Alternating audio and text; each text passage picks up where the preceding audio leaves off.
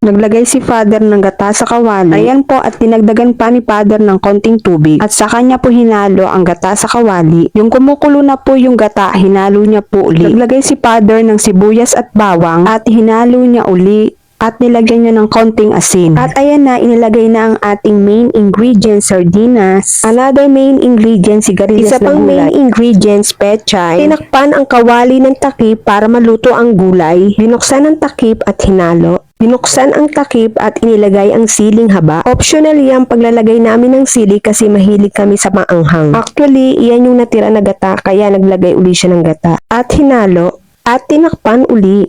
Ayan po, at luto na ang ating gulay. Kain po tayo.